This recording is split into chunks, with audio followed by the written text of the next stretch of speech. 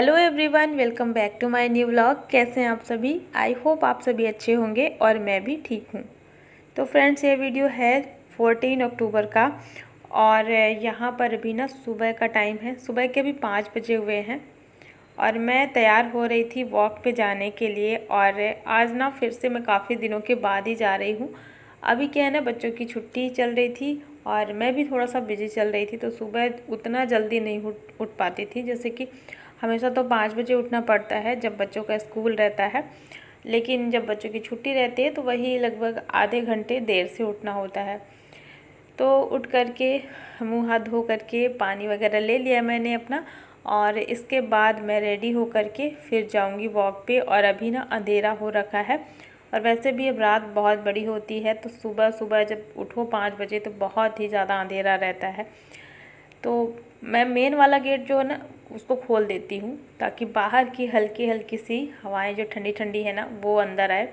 और जो फ़ैन है उसको कम कर देंगे क्योंकि सुबह का मौसम थोड़ा सा ठंडा हो गया है।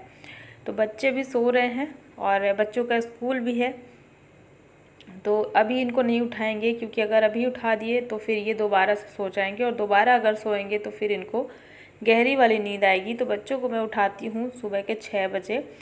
जब तक बच्चे सो रहे हैं तब तक मैं वॉक से आ जाऊँगी और मैं लगभग 5:30 के आसपास जाती हूँ वॉक पे। मतलब जब बच्चों का स्कूल रहता है ना तो 5:30 से 6 बजे तक मेरा वॉक का टाइम रहता है, आधे घंटे का। और जब बच्चों की छुट्टी रहती है उस टाइम पे 1 घंटे का हो जाता है, मतलब 5:30 से 6:30 तक का। तो कुछ इस तरीके से घर के सारे काम को देखना पड़ता है। मतलब जब बच्चों के स्कूल रहता है थोड़ा सा जिम्मेदारी रहती है ना, तो दोनों चीज़ें हो जाए, इसलिए मैं अभी आधे घंटे के लिए वॉक पे जा रही हूँ। हस्बैंड भी जा रहे हैं साथ में। तो हस्बैंड ना देर से आएंगे, मैं तो आ गई थी यहाँ पर अभी 6 बजे। और आते ही अब मुझे अपने बाकी और कामों में लगना है। तो आने के बाद ना थोड़ा सा थकावट लगती है क्योंकि मैं बहुत तेज़ तेज़ चल कर के आती हूँ। तो सुबह जो है जब आती हूँ ना यहाँ पे तो मुंह हाथ धुल करके और लगभग 2 से 3 मिनट के लिए मैं यहाँ पे बैठ जाती हूँ पैर मोड़ करके, क्योंकि पैरों में थोड़ा दर्द होने लगता है। और इसके बाद फिर क्योंकि मुझे फिर से अब किचन में काम है और बच्चों के लिए बनाना है टिफ़िन। और आते ही मैंने बच्चों को उठा दिया था और सबसे पहले पानी रख दिया गर्म होने के लिए किचन में आते ही मैंने। और अभी ना मैं इंडक्शन में ही पानी रख रही हूँ गर्म होने के लिए। ये पानी बच्चों के नहाने के लिए गर्म हो रहा है। और अभी जो हमारा वाटर हीटर है ना वो हमने निकाला ही नहीं है क्योंकि इतनी ज़्यादा भी ठंड नहीं है, तो उसकी इतनी ज़्यादा ज़रूरत थी नहीं। और इसीलिए मैंने थोड़े से इसमें बर्तन में रख दिया है, दूध वाले बर्तन में। तो आरुष तो ऐसे ही नहा लेते हैं, उनका नहीं रहता। लेकिन अन्या बोल रही थी मम्मा बहुत ज़्यादा आज ठंड लग रही है, मुझे ना गर्म पानी से नहाना है। इससे पहले जैसे छुट्टी थी ना बच्चों की, उससे पहले जब बच्चे स्कूल जाते थे तो गर्म पानी की ज़रूरत नहीं पड़ती थी, लेकिन अभी जब से नवरात्र हुई उसके बाद से मौसम चेंज हो गया है। तो यहाँ पानी रख दिया था मैंने, गर्म हो गया है। और बच्चे भी जब तक अपना नहाना धोना कर रहे हैं तब तक मैंने यहाँ पे उनके लिए बना दिया है नाश्ता। और नाश्ते में मैं हमेशा सब्ज़ी पूरी या सब्ज़ी पराठे ही बनाती हूँ बच्चों के लिए, कुछ ऐसा स्पेशल नहीं बनाती हूँ। तो यहाँ पे आज मैं बना रही हूँ अरबी की सब्ज़ी। और अरबी को मैंने रात में ही बॉईल कर लिया था। अरबी की सब्ज़ी जब भी बनाना होता है मैं रात में बॉईल करके छील करके रख लेती हूँ, तो सुबह मुझे ये फिर जल्दी हो जाता है बनाने में, ज़्यादा समय नहीं लगता क्योंकि इसको बॉईल करना और फिर उसको छीलने में भी समय लगता है। तो बॉईल होकर के रखी थी अरबी, बस इसको काटना था। तो छोटे छोटे पीसेस में मैंने इसको काट लिए हैं और बाकी और भी जो तैयारियां थी वो मैंने की, जैसे कि प्याज लहसुन हरी मिर्च और टमाटर काट करके। और नॉर्मली जैसे हम सब्ज़ी उसके बनाते हैं वैसे ही बना लिया मैंने। और साथ ही मैंने यहाँ पे पूड़ियाँ फ्राई कर दी थी बच्चों के लिए, तो बच्चों को टिफ़िन में यही दे दिया है। इसके बाद बच्चे चले गए हैं स्कूल। और आज मुझे ना पूरे घर की सफाई करनी है। घर मेरा बहुत ही ज़्यादा गंदा है, मैंने बताया था ना कि जैसे नवरात्र में मैं बिज़ी हो गई थी तो घर की इतनी ज़्यादा साफ़ सफाई नहीं हो पाती थी। तो घर का हर कोना समझ लीजिए इतना ज़्यादा गंदा है ना कि आज मुझे साफ़ करना है। और मैं जब भी मुझे साफ़ सफाई वगैरह करनी होती है तो मैं पहले से प्लान कर लेती हूँ कि मुझे आज या फिर कल, मतलब जिस दिन भी मुझे करना होता है ना, तो मैं सोच कर के रखती हूँ कि मुझे आज ही करना है। तो आज सुबह से ही मुझे लग रहा था कि मैं आज घर की सफाई कर लूँ। तो ऊपर से सबसे पहले मैंने तो जाले साफ़ किए, और जाले बहुत ज़्यादा तो नहीं लगे थे, लेकिन कोने कोने में जाले लग जाते हैं। तो हॉल में लगे हुए थे, जो कि ज़्यादा मुझे दिख रहा था। और जब भी मैं जाले साफ़ करती हूँ ना, तो दीवारों को ज़रूर साफ़ कर देती हूँ।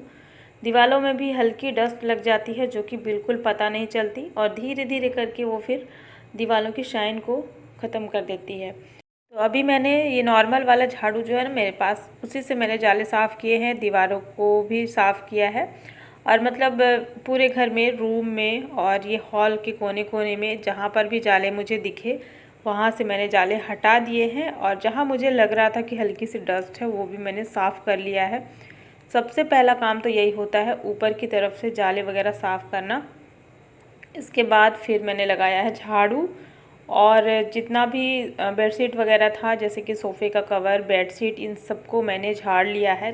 तो उतना ज़्यादा गंदगी नहीं निकला है कि मुझे ये निकालना पड़े, मतलब धुलने की ज़रूरत नहीं है। तो ज़्यादा गंदा ये सब नहीं हुआ था, तो मैंने ऊपर से इसको साफ़ कर लिया है। और साफ़ करके झाड़ू अच्छे से मार करके कोने कोने से, और फिर मैंने फटाफट से पोछा मार लिया है। तो जल्दी से ही मैंने पोछा मार लिया है, क्योंकि हल्की हल्की ना मुझे फ़र्श में ऐसा लग रहा था जैसे धूल लग रही है। झाड़ू मारने के बाद भी ये चीज़ होता है ना, पैर में लगता है। तो फिर मैंने पहले तो पोछा मार लिया है पूरे घर में। इसके बाद अब मैं करूँगी सफाई।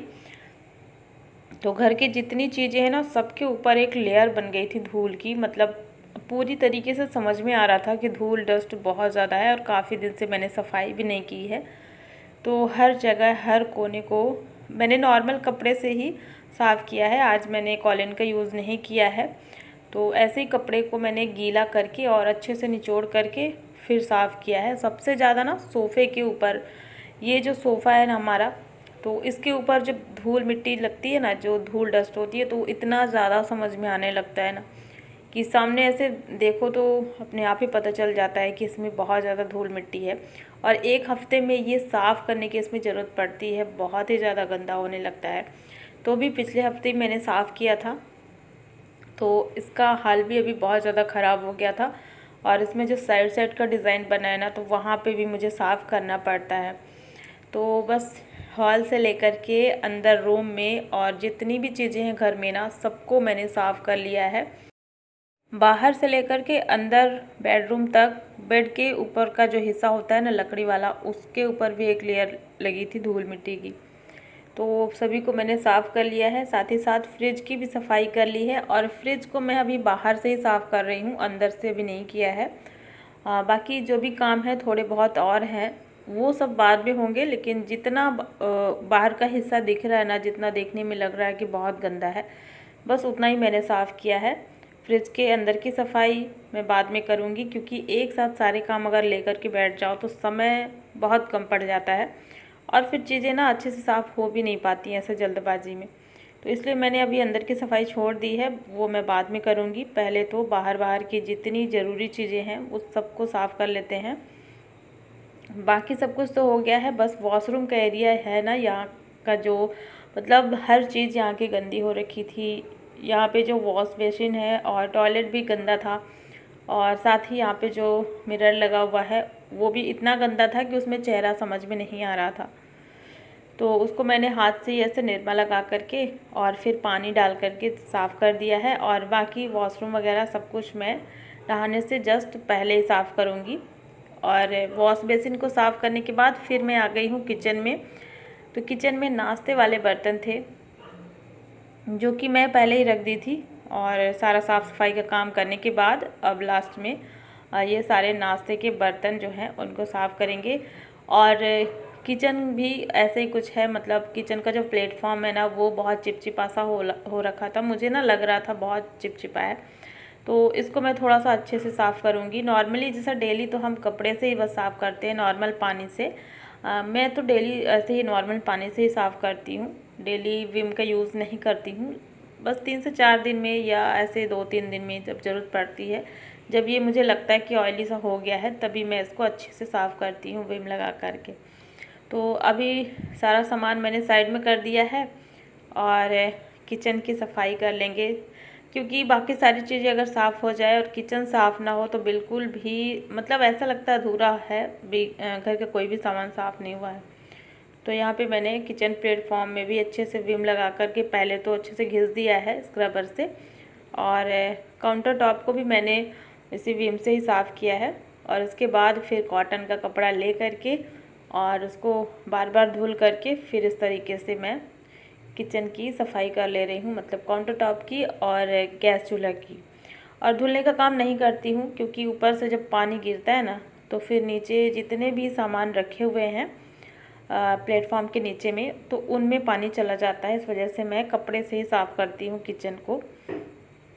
तो यहाँ पर आप देख सकते हैं किचन मेरा साफ़ सुथरा हो गया है और सारी चीज़ें मैंने जगह पे रख दी हैं। तो पूरे 1 हफ्ते के बाद आज मैंने अपना जो घर है ना उसको कोने कोने तक साफ़ कर लिया है, चमका दिया है अच्छे से। और फिर मैं नहा करके रेडी हो गई थी और हम लोग कहीं जा रहे हैं। तो हम सभी लोग जा रहे हैं, मतलब आरुष और हस्बैंड चले गए हैं और मैं और अरण्या हम दोनों साथ में निकल रहे हैं। बस अभी ना दोपहर का टाइम हो गया था, लगभग 1:30 से 2 बजे का टाइम था। तो हम सब लोग जा रहे हैं कहीं। और चलिए फ्रेंड्स, आज का ये व्लॉग यहीं पर एंड करती हूँ। आई होप आप सभी को पसंद आया होगा और वीडियो को लाइक कर देना, चैनल को भी सब्सक्राइब ज़रूर कर लेना। मिलती हूँ आपसे एक नए व्लॉग में। Thanks for watching, bye bye, take care.